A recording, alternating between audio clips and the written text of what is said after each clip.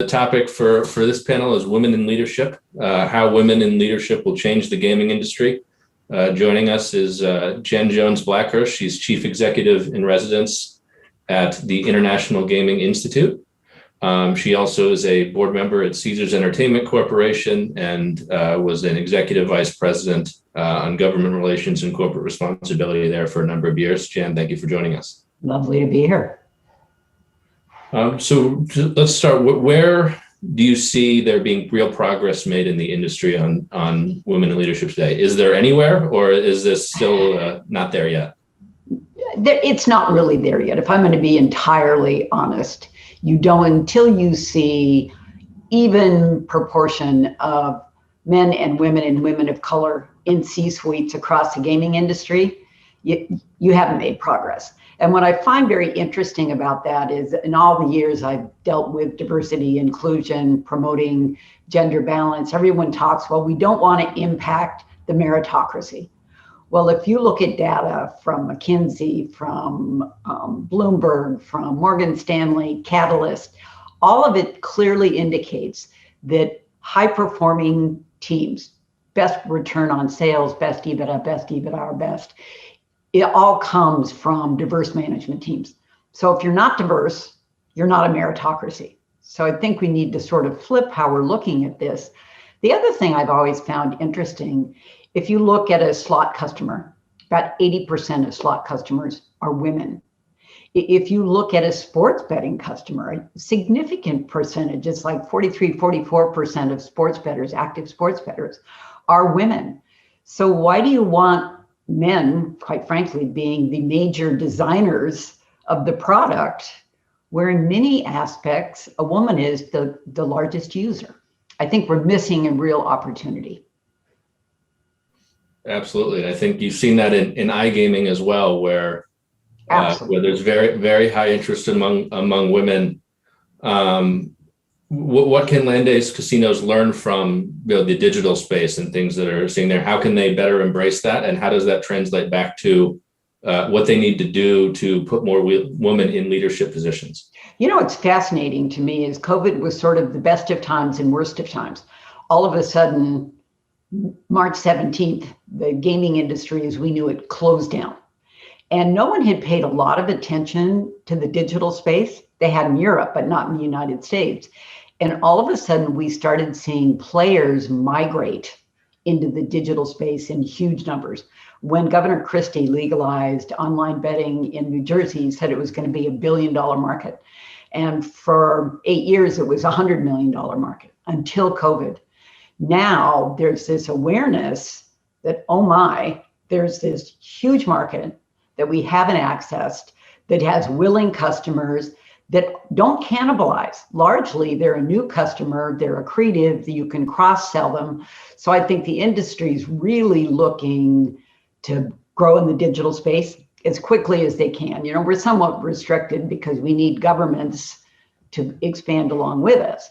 But I think it's a real opportunity as we're looking at this digital space, and even companies coming from Europe who have more mature platforms, start recruiting women in both game design of your website. I was listening to, I think it was Christopher in the previous panel where he was talking about make these sites easy and accessible. Don't make them an engineering problem.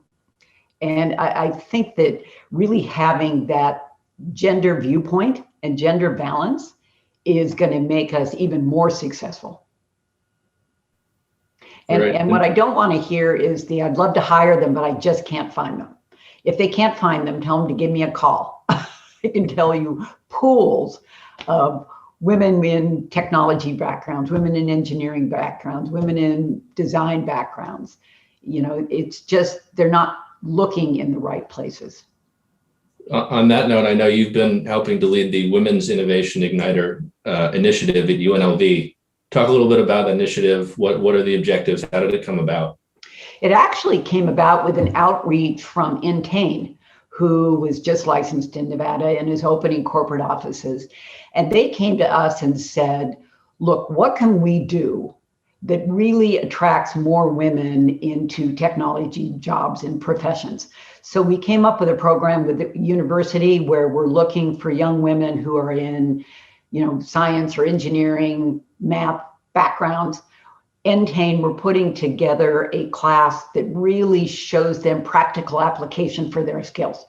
What are the professions? What are the jobs can they go into? Then we'll match them with mentors who are actually working in Entain, so that you're beginning to build a job pool of qualified candidates who can graduate the university and then come into Entain or like tech jobs in the industry. I mean, I look at almost every major machine manufacturer is headquartered in Las Vegas. And back to my point, women are the primary players on those machines. I would think that industry would just be well advised to go out and recruit women to design the games, maybe from a perspective they haven't considered. We, Caesars owned Playtika. I don't know if you were familiar with Playtika. It wasn't a for-profit gambling, it was play for fun. But their number one game was Slotomania. Number two was bingo.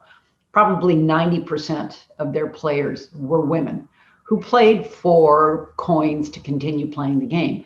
We funded the company at 150 million. We sold it at 4 billion, and it just sold again for 11 billion. And again, that platform almost exclusively fueled by women customers. So I think we're missing a significant market. Excellent. What can some of the other industry leaders learn from the work that you've been doing with Entain at UNLV? What are some of the key lessons that you think they need to take? I think three. I think they really have to look at their senior management teams from a really critical eye and see, am I really diverse? Do I have representation of women, people of color, women of color, white men? So do I really have a group that's looking at innovation for this future through a true meritocracy and diverse perspective? If you don't, reimagine it. Go out and recruit, change, intentional change. Because I think that some of that is what holds the industry back. If you're always looking at solutions through the same perspective, you're going to keep coming up with the same solutions. If you bring yourself to say, okay, what would happen if I was really sure I had a diverse group of thinkers looking to solve the next iteration of a game or of an app or of, building design, I think that you'd see tremendous progress. It's always amused me that the major designers of hotel casinos are men. And I know that because the bathrooms they design are totally unusable from a female perspective. And I think too, even looking at that, at least in larger hospitality, 80% of the decisions are made by women. So the spouses who are going are deciding where they're going to stay, what they're going to do. So I just think it's good business sense. And maybe we need a little more of it through a critical eye. Absolutely. Are there any other industries that have been historically male dominated, like the casino and gambling industry, as where you think there's been real progress on these fronts? Are there any other examples that the industry can look to? One has been Deloitte and Touche. They really, about 2 decades ago, took a critical look at themselves and realized that they weren't representative of their customers. So they intentionally set about advancing, promoting, so that now they're about equal partners, male to female. Interestingly, when I was working at Caesars on our 50-50 by 2025, which was an initiative where we made a commitment to have 50% representation of women at all levels of the organization, both horizontally and vertically. I worked with McKinsey, and McKinsey had done a same assessment of themselves and seen that even though they were talking about diversity, their 30 major senior partners, only 2 were women. So they started drilling down and seeing, why is that?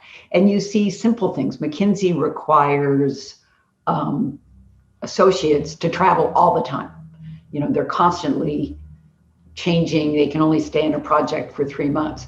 Well, if you're a young woman and you're deciding to get married and have a family, that's not going to work for you. So they started asking themselves, well, is that really necessary? So I think you're beginning to see some change. It's not represented at the C-suite yet. As I've said, there's still more CEOs named David than there are the total number of women CEOs in corporate America. But I think that COVID, I think a lot of the things that have happened in the last 2 years have raised the awareness to a point that people are looking at doing intentional change. And I hope they sustain it, because I just think it's good business. It's not representational to me. It's, why wouldn't you want the best and brightest on your team? And if you are subconsciously excluding that, then you're making a big mistake. Absolutely.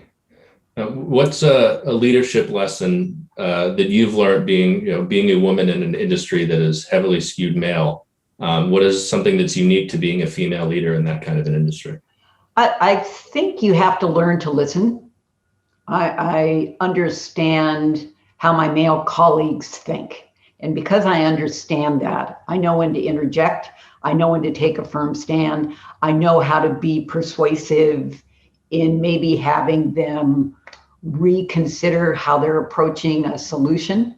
And I think some of that is just learning to use your voice, putting yourself at the table. You don't have to be overly assertive, but you do have to assert yourself. I think sometimes treating the wrong gesture with the right attitude, and I'm not talking about harassment at that, I'm just talking about, you don't have to take offense at every small microaggression. Maybe you just call it out. I remember I walked into a meeting at Caesars and there were 15 of us, and it was a very important meeting on our positioning and branding. And I sat down at the table and I looked around, and it was 15 white males and me. And so I said, before we start this meeting, I'd like to congratulate you on your sensitivity to diversity. And they all just looked at me, and then one 30-something cracked up. So sometimes you just need to call it out, but it doesn't need to be an accusing way. Sometimes you just don't see it. And then really play to the data. The facts clearly state that high-performing companies are diverse representation. So, and I think that women need to be more critical when they're interviewing for jobs about what the company provides for them. Do they provide some kind of daycare? Do they provide health benefits? Do they have family leave? Most of gaming companies, family leave is covered under disability. Simply the characterization of having a child with disability is craziness.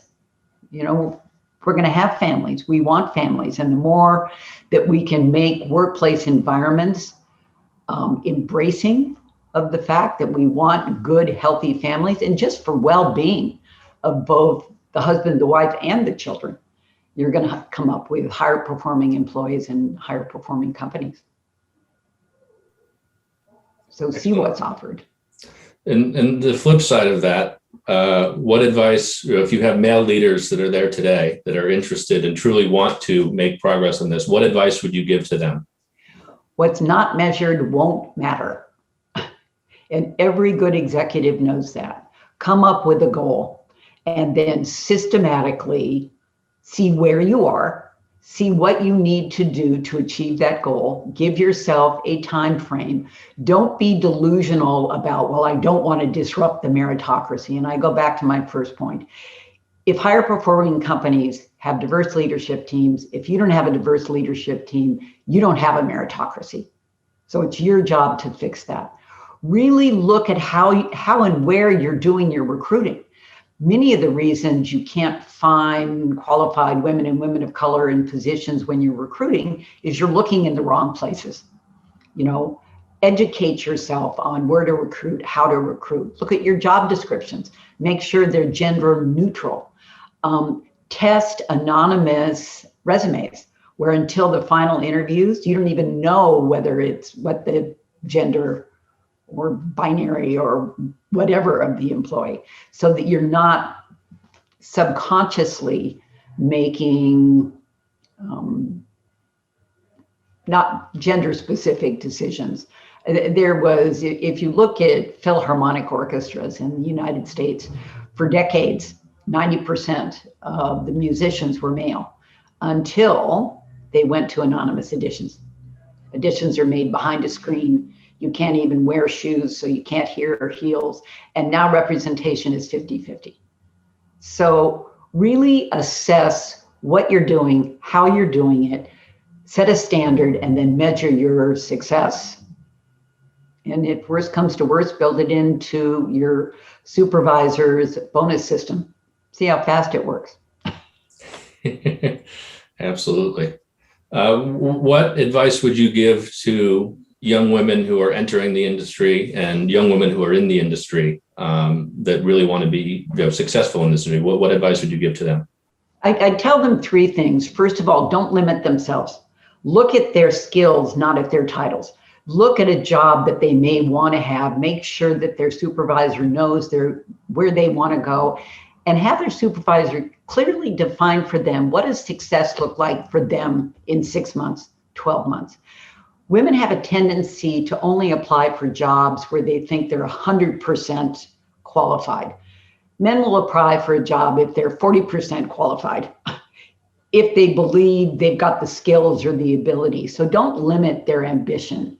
Use their voice. And also interview their companies. Make sure that the environment, the culture is one that in which they believe they can flourish. And then don't set any limits. Don't set timeframes and limits.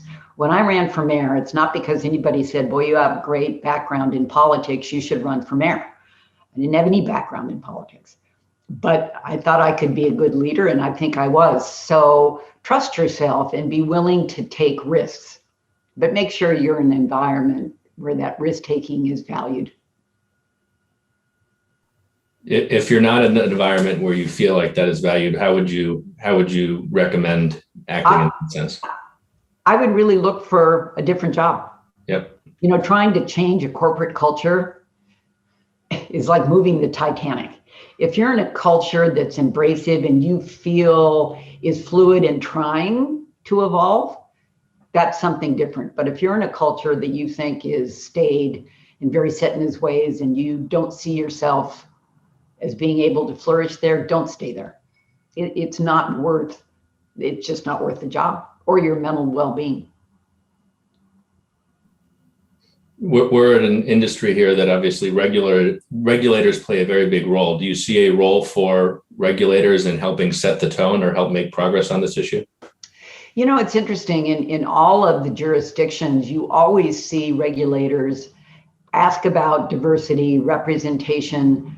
I'm going to get in a lot of trouble for this, but they oversee responsible gaming practices. Why wouldn't they oversee representation practices?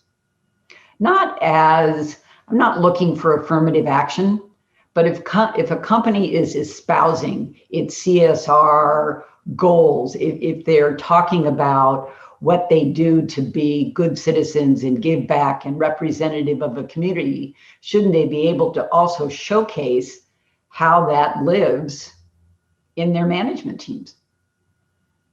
Even if regulators asked for updates, it might make people more aware. I was giving a speech and to 800 academics, and I put up a picture of a gaming company's senior management team, and it was 12 white men.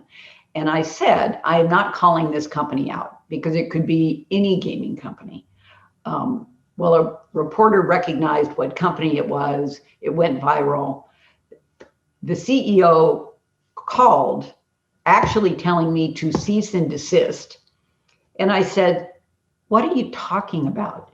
The picture's on your website. So you see that sometimes they don't see it. Take a hard look at yourself. See what it is you're putting out there in the marketplace. And I think you'd be shocked One of the other topics we've talked about a lot today is the convergence that we're seeing of social gaming with, and video games more broadly and other kinds of entertainment with the gambling industry. Do you think that there's lessons that the casino industry can learn from some of those other spaces? And have you seen more progress there? Or do you think this is something that infects the tech industry just as much? Well, I think social gaming did a very good job of making sure governments realized this was not a gambling product. These are games for fun. You can't win any money. You can win, coins to continue playing on Slotomania. So I think they did a very good job keeping themselves out of a highly regulated industry, which we are. But I think what you can learn from social gaming and some of these online gaming, they're fun. People enjoy them because it's just fun. We don't have to make our games so complicated that people can't just go on and have a good time, because we know that's really why people gamble. They don't gamble because they think they're going to have a big win. They gamble because they have fun. And the more we can keep that fun experience in an online environment, I think the better the future of the industry. Excellent. I think another challenge that comes up a lot in these contexts is the role of unconscious bias, and not so things that you necessarily say or do consciously, but the things that you do without thinking about it. How do you address those in a corporate culture? How do you make improvement there? You know what? You have to show them. It's like I said on the gaming company that was upset with me because I said that they weren't representative. They weren't, but they didn't see it. There was when IGT, and I'll say it because my friend Phil Satry was the chair at the time, when they rang the bell at NASDAQ and they had a picture of their entire team. It was 12 white men. And I said it to Phil and I said, "What's wrong with this picture?" And he said, "You don't need to tell me." But he then went out and they hired a head of diversity and inclusion. Sometimes, like in that meeting room, where it was a very important meeting and it was only 12 white men and me, sometimes you just have to nicely call it out. It is unconscious. They really don't see it. So if you don't see it, you have to make sure that they do see it, that they are aware. And then see if you can make them have commitments to change it. It's intentional change. This won't happen. If this was going to happen by evolution, it would have happened a long time ago. It used to be that there aren't enough women with business degrees, or there are not enough women who want to be in the gaming industry. None of those things are true. There are more women with MBAs, more women with BAs, more women with JDs, more women who are interested in the gaming industry as a career opportunity. They're just hitting a barrier. And that's the unconscious bias that we have to accept, see, and change. Are there specific practices if the barrier is not moving up necessarily sometimes as fast as your male colleagues? Are there specific practices that companies can implement to help remedy that? Absolutely. As I said, first take a look at your teams, see where you're losing solid female, women of color talent. See what's not allowing them to progress. Look at your policies and procedures. Do you have an environment that is supportive of women and women advancing in your industry?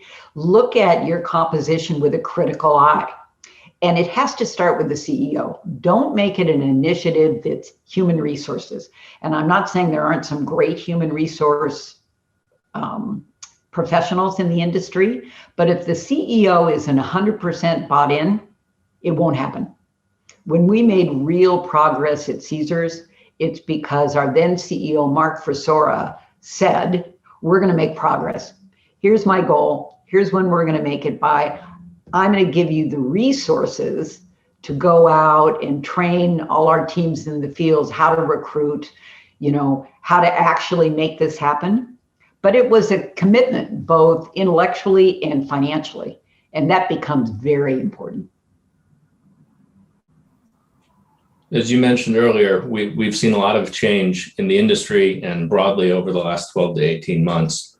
Where do you hope and where do you think the industry will be on this issue, 2 to 3 years from now? Do you see real progress potentially being made? And where do you think that'll go? I'm going to be really upset if real progress isn't really being made. We have had more conversation about this. I don't think you could talk to a gaming company who wouldn't tell you how much they support gender equity. But speaking to support and implementing practical programs that actually help you achieve that goal are two different things. So I think it's time for the industry to put their money where their mouth is, to really look at their representation, what they need to do to raise that representation for their own best interest. Because if they want the highest performance possible, then this is not a nice to have, it's a must have. So I'm confident that this time they're going to see it. As you see, Entain just hired a new woman CEO. I think you're going to begin to see real change. I hope that's the case. I don't want to be giving this speech for the next decade. Certainly not. It's past time to make some real progress on this issue. If you're a customer, how can you, if you're a customer of one of these big gaming companies, can you make an impact? How can you make your voice heard? Is there a way you can contribute? It's interesting. I don't know if you're familiar with the Human Rights Committee. It's a national organization, and about 15 years ago, they came up with an equality survey. And what they did was they surveyed companies for their policies and practices around LGBTQ policies. And then they went out to their constituents, which is about spend $60 billion a year in retail, maybe more, and said to them, do business with these companies because they support your rights. Don't do business with these companies. Caesars was one of the first companies to get a 100% score.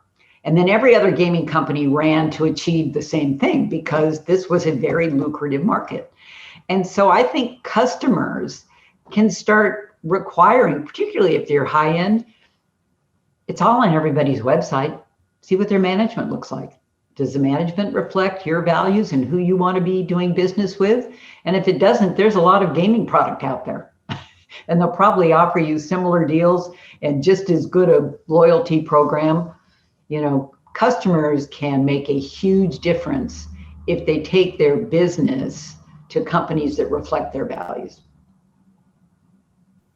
Absolutely. Thank you very much, Jen. I think we're up against the last time. Or any parting remarks that you would like to give to the audience? I've always said that the gaming industry could be the beacon for corporate America or corporations worldwide. We can fix this. We're small enough, we're competitive enough, and we're inventive enough. But let's see the gaming industry take the lead and really become a diverse and inclusive leadership culture. Absolutely. Thank you very much for joining us here today, Jen. Really important topic, and hopefully we see more change happening on this front in the next couple of years. I hope so. It was great to see you. Thank you. Bye.